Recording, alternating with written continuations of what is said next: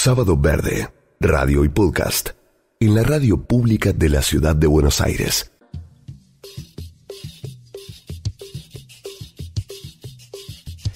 El mes pasado, el 4 de octubre, se cumplieron 68 años del lanzamiento del Sputnik 1, el primer satélite artificial del mundo que lanzó la Unión Soviética, el 4 de octubre de 1957. Era una esfera de metal pulido que no alcanzaba a medir 1 metro de diámetro. Lo cierto es que desde mediados del siglo pasado se han lanzado al espacio toneladas de satélites, observatorios, sondas, naves, muchos de los cuales ya han terminado su vida útil y están orbitando alrededor de nuestro planeta. Son miles de toneladas de chatarra orbitando en el espacio. Esto es un problema a resolver, porque como todo residuo que generamos, no importa si es en la Tierra, en los océanos o en el espacio, necesitamos darles una remediación adecuada a esos espacios donde alojamos nuestra basura. Así que vamos a conversar de esta temática de mucha actualidad con María Cecilia Valenti.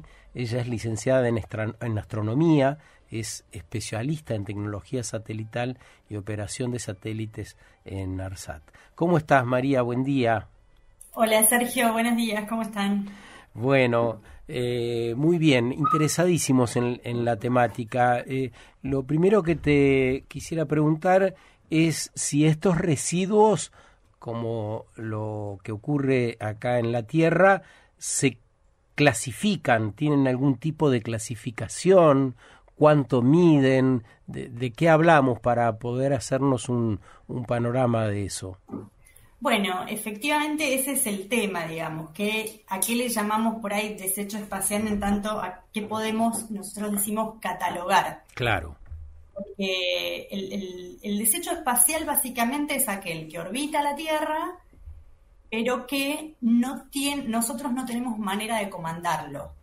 Todo lo que está en el espacio, que está hoy operativo, le llamamos en funcionamiento, son naves o satélites o lo que fuera, como quieran llamarles, que nosotros podemos de alguna manera maniobrar, decididamente poder decir, bueno, no, esto ya no está más operativo, lo vamos a reingresar a la atmósfera y entonces la atmósfera hará su parte, pero ya no queda en el espacio, o como en las órbitas geoestacionarias, cuando un satélite geoestacionario ya deja de funcionar, se lo corre de la órbita geoestacionaria a una órbita más lejana, donde no interfiere con la órbita geoestacionaria. Pero de todo eso que no se controló o no se, de alguna manera, reingresó a la Tierra y demás, lo que se hace es, con instrumentos desde Tierra y cada vez más también con satélites que observan incluso orbitando, se hace un catálogo con radares para lo que está en lo que nosotros llamamos órbitas bajas, entre los 1000 y los 2000, un poco más. Y con telescopios ópticos, todo lo que es la órbita geoestacionaria o órbitas más lejanas. Y a partir de allí podemos decir que se puede catalogar todo lo que sea mayor a 10 centímetros en órbitas bajas y del orden de 1 metro en órbitas geoestacionarias.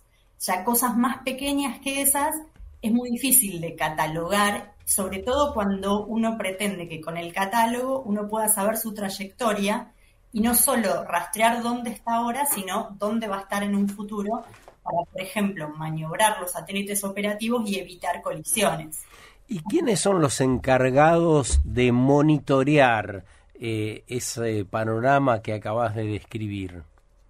Bueno, como todo tristemente es un poco el motor de guerra el que desgraciadamente hace avanzar fuertemente la tecnología, y el origen de todo esto es todo lo que es el rastreo antimisilístico, ¿no?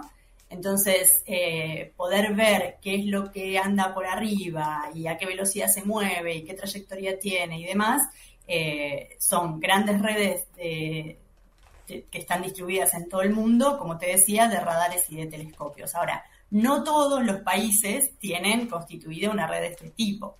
Entonces, por ejemplo, Rusia tiene su red, Estados Unidos tiene su red y la Unión Europea tiene su red. Y ellos construyen catálogos donde, no sé, China ahora, la verdad es que ahí me agarraste, pero supongo que también debe estar ya debe haber desarrollado.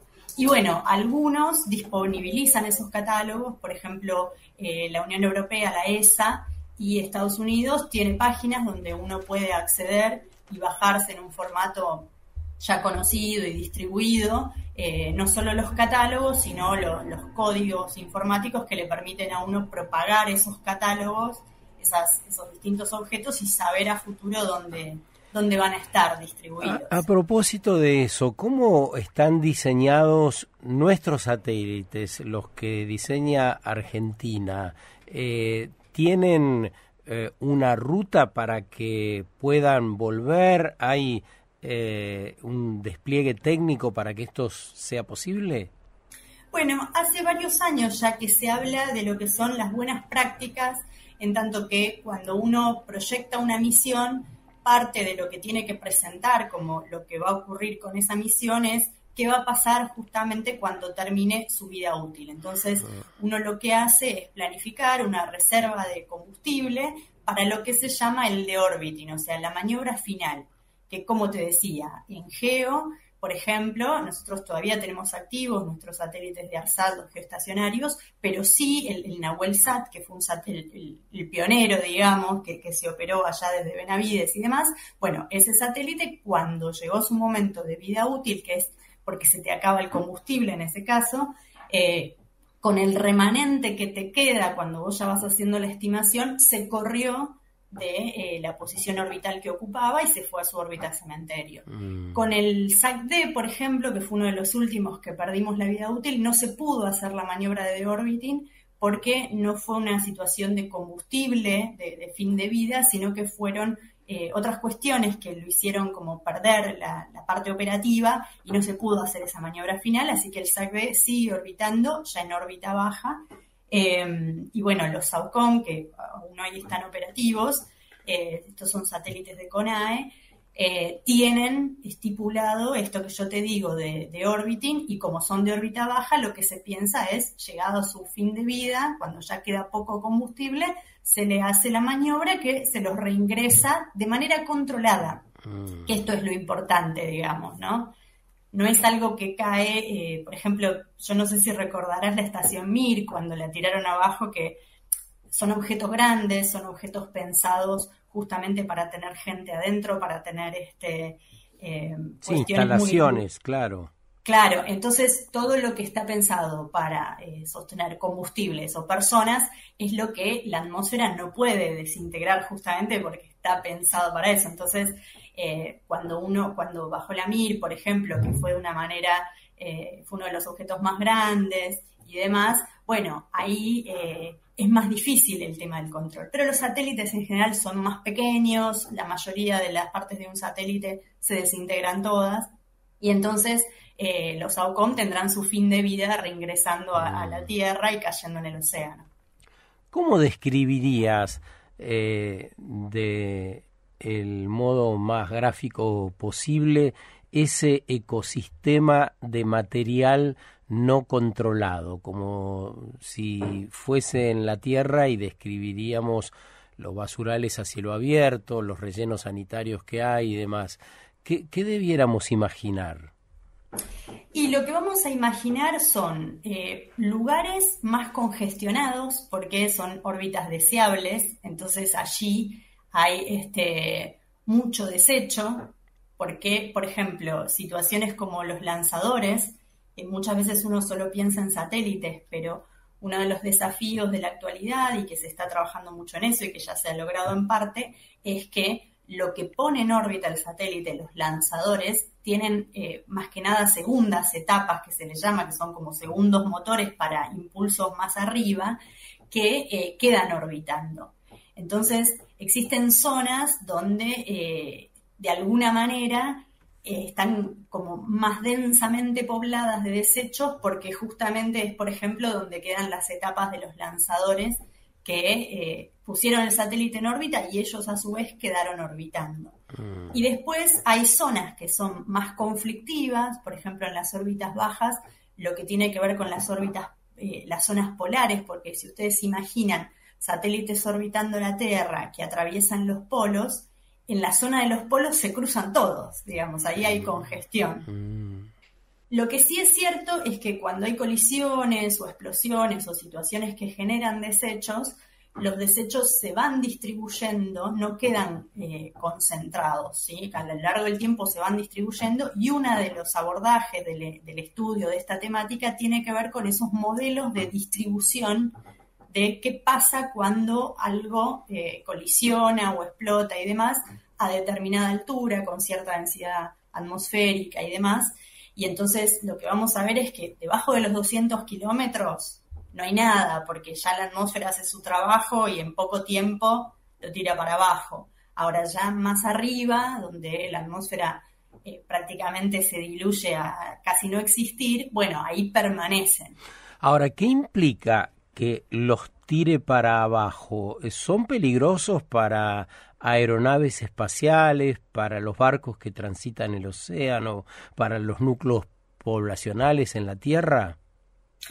Bueno, yo lo que creo es que hoy todavía no, o sea, esto ya es una opinión personal porque lo que se está viendo un poco es que el incremento, sobre todo con las constelaciones de órbita baja, y las distintas pruebas, y también con el incremento de la vida cotidiana que hacemos nosotros en la superficie de la Tierra, digo, cerca de los aeropuertos, la cantidad de aviones que hay, se me viene, por ejemplo, hace poco estuvo probando SpaceX, que es la empresa de Elon Musk, estuvo probando su nave Starship, su lanzador Starship, que es uno de los más grandes en la actualidad, y claro, cada vez que él hace pruebas, delimitan una zona aérea, es preventivo, no es algo que... Pero bueno, empieza como a condicionarse ciertas cuestiones de cómo esas pruebas, cuando fallan, dejan desechos y demás.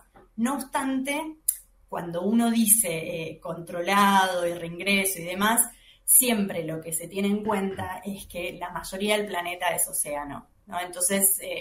corremos libremente con eso y si bien vos decís los barcos y demás, la probabilidad es muy alta, es muy baja, perdón. Ay, ahí te traicionó el inconsciente. El inconsciente.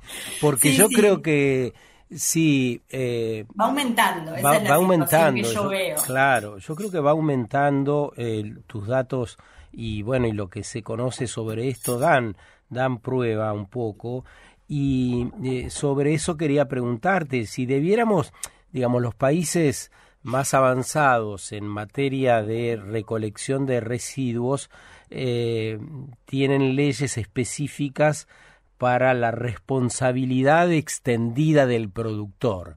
Si yo te fabrico una gaseosa, yo soy el responsable del tratamiento del residuo del envase, que produce el envase. Si debiéramos pensar en la responsabilidad extendida del productor, ¿la responsabilidad es de los estados o de los grupos privados como de Elon Musk y sus satélites?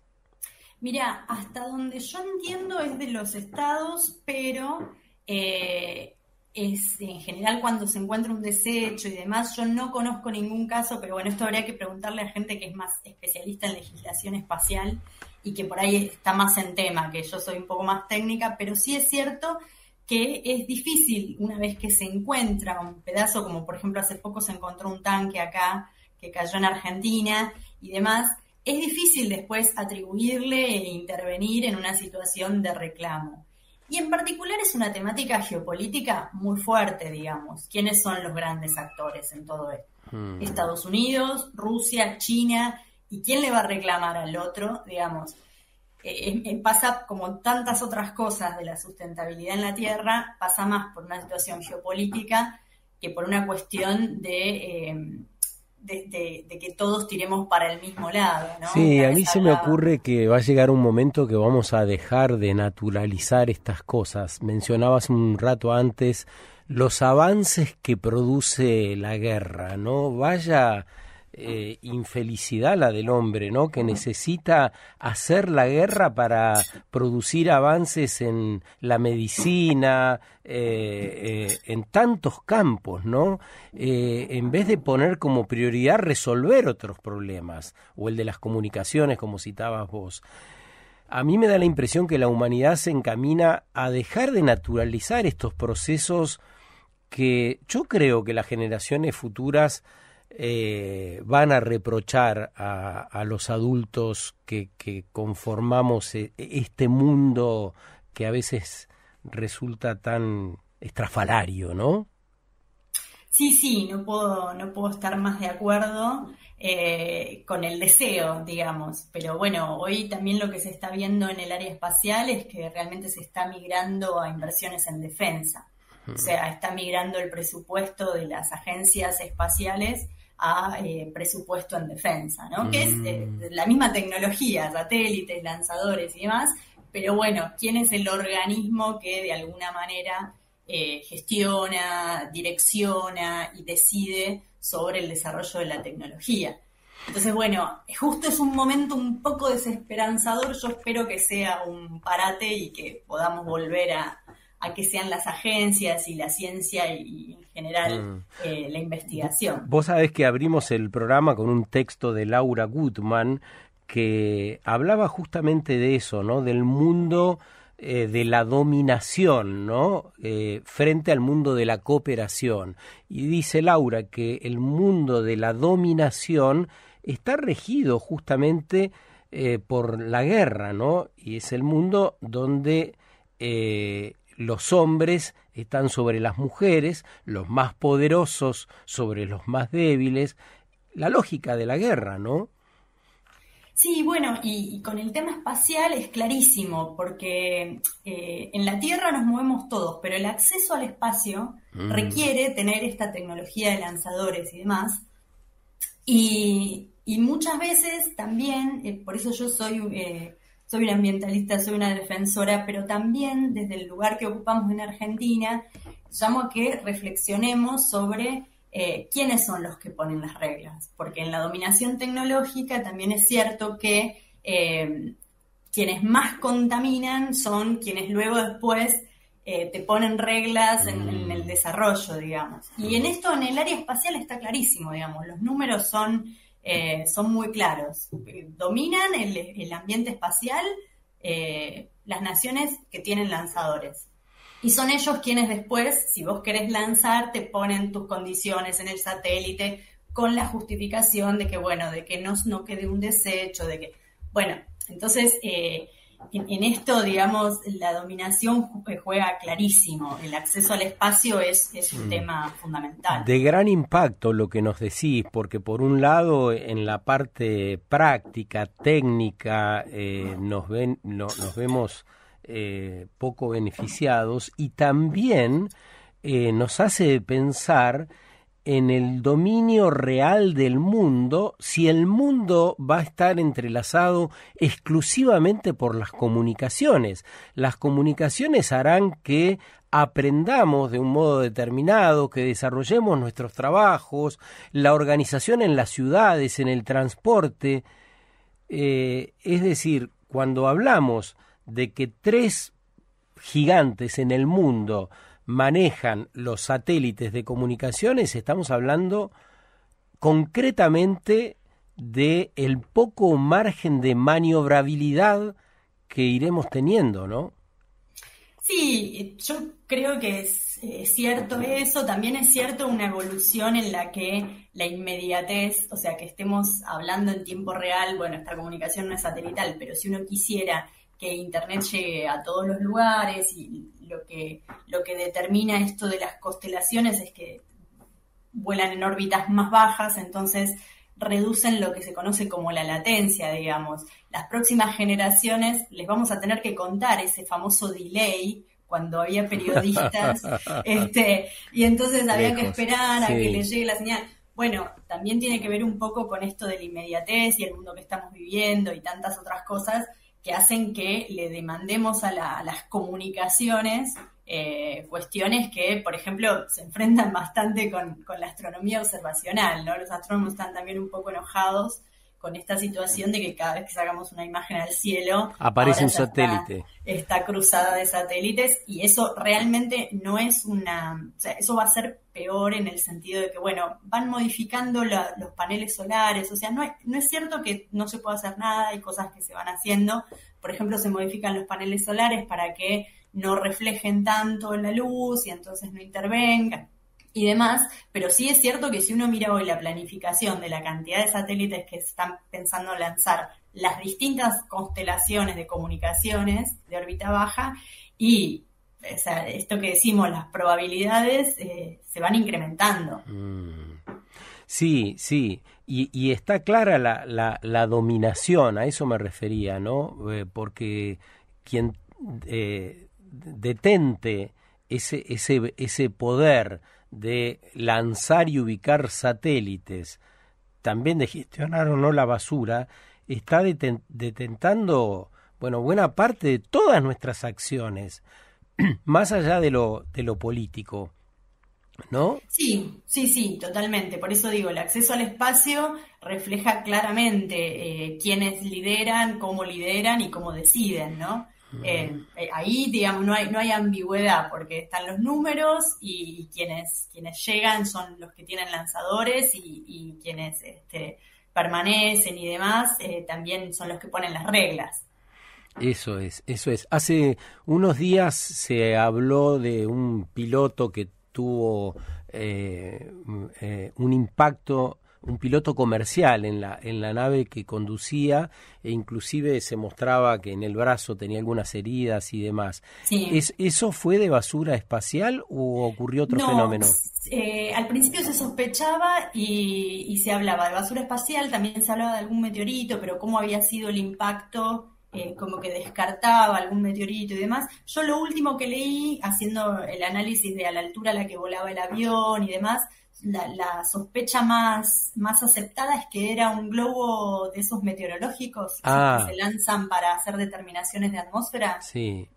Porque decían que a la altura a la que estaba el avión, esto que hablábamos, ya desechos espaciales es raro, porque tendría que haber sido más grande de lo que impactó, digamos, esto que decimos, un tanque y demás. Entonces a esa altura ya es muy raro que un desecho espacial haya sobrevivido, por lo menos del tamaño de ese impacto. Y bueno, y se descartaban también meteoritos y demás porque hubiera sido distinto, entonces se lo atribuían a eso. ¿A qué velocidad, te pregunto de final, María Cecilia, a qué velocidad impacta o puede impactar un objeto de la naturaleza que venís describiendo, un tanque, por ejemplo? Sabés que no sabría decirte eso, me agarraste ahí o sea, sé cómo en el espacio se mueven del orden de kilómetros por segundo, o sea, una órbita baja tenés 7 kilómetros en un segundo, la velocidad, por eso también los impactos en el espacio son complejos. Ahora, una vez que ingresan a la atmósfera, ya no sabría decirte. Es difícil a veces responder cuando uno dice, bueno, somos especialistas y demás. Por ejemplo, me acuerdo cuando caía la Tiangong, la Estación Espacial China, yo en ese momento estaba haciendo un trabajo específico de desechos, y claro, la gente decía, yo quiero saber dónde va a caer. Y lo cierto es que cuando algo ingresa a la atmósfera, todavía hoy los modelos no permiten una predicción exacta, sobre todo por esto que decís vos, por la velocidad, digamos. O sea que es un objeto descontrolado. Cuando ingresa a la atmósfera, ya uno no puede modelar de la misma manera que yo te decía, modelamos los catálogos y las órbitas de todo lo que está. Cuando ingresa a la atmósfera hay que ver cómo se desintegra, para dónde salen los pedazos que se desintegraron, el ángulo con el que entró cada pedazo para, digamos, el roce con la atmósfera. Pero bueno, lo que quiero insistir es que las cosas problemáticas en general son las cosas grandes, que son las cosas que en general reingresan con control. Claro. O sea, realmente todo lo demás es probable que se desintegre. Entonces no es hoy un problema. Sí es cierto que se está viendo más esto que decís vos de la cuestión de la aviación, de tener como más control respecto de dónde se lanza, cómo se lanza, dónde puede caer. Pero bueno, así como yo dije que la Starship cuando falló hizo que se suspendieran distintas rutas cerca del aeropuerto, bueno, también es cierto que las últimas 2 pruebas fueron exitosas, cayó al Océano Índico controlado, se supo exactamente dónde caía, se la filmó caer, o sea que si se pone voluntad, se puede técnicamente. Lo que volvemos siempre a lo mismo, ¿no? La técnica cada vez va haciendo que los lanzadores recuperables generen menos desecho porque las partes del lanzador vuelven a la Tierra de manera controlada. Te voy a preguntar una última cosa, porque se nos acaba el programa. Dale. Hace 50 años, los astrónomos, ¿qué tenían frente a sí cuando iban a un gran telescopio? ¿Y cómo ha variado 50 años después? Es decir, en la actualidad, ¿qué es lo que se ve por esa ventana? Bueno, lo que pasa es que la conquista más grande de la astronomía observacional fue también poner satélites con telescopios, claro, ¿no? Entonces hoy el James Webb, la verdad que lo que logra, no le importan los satélites, no le importa nada. El tema es poder seguir haciendo astronomía desde la Tierra.